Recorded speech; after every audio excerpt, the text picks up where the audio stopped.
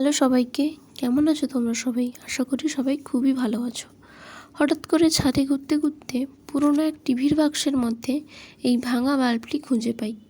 কিছুদিন আগে প্রথমে দেখে এটা যে ভাঙা বা খারাপ হয়ে যাওয়া তা বোঝা যাচ্ছিল না। খানিকক্ষণ নেড়ে চেড়ে দেখি যে এটা খুব পুরনো ও ভাঙা।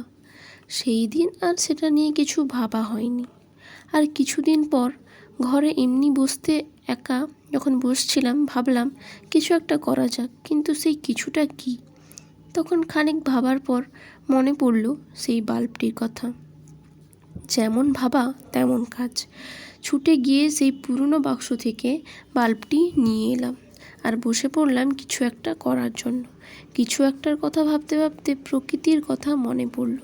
সেই বাল্বটিতে ওই ছোট্ট একটা রূপকথার গাছ, কতগুলো পাঁজা তুলোর মতো মেঘ আর ওই আকাশে উড়ে বেড়ানো কিছু পাখি, যারা আপন মনে নিজেদের স্বাধীনতাকে বিশাল আকাশে উপভোগ করছে। নিজেদের স্বাধীনতাকে তারা বিশাল আকাশের নিচে উপভোগ করছে। কথাটা খুব একটা নতুন নয়, তাই না?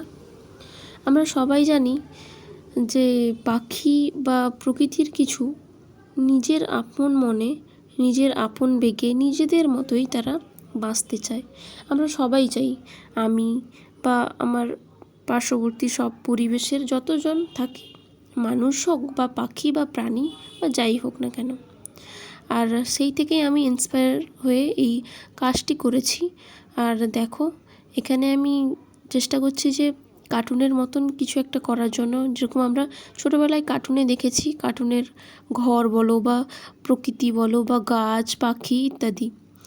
আর তোমরা জানিও তো এটা কেমন হয়েছে। আমি পাখিটা করতে লাস্টে ভুলে গেছিলাম, বলে বা দিয়েছি পাখি আগে করে নিয়েছি।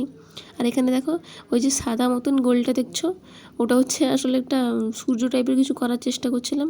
সূর্য তো হয়নি, জানি না কি হয়েছে, তবে একটা এমনি খালি খালি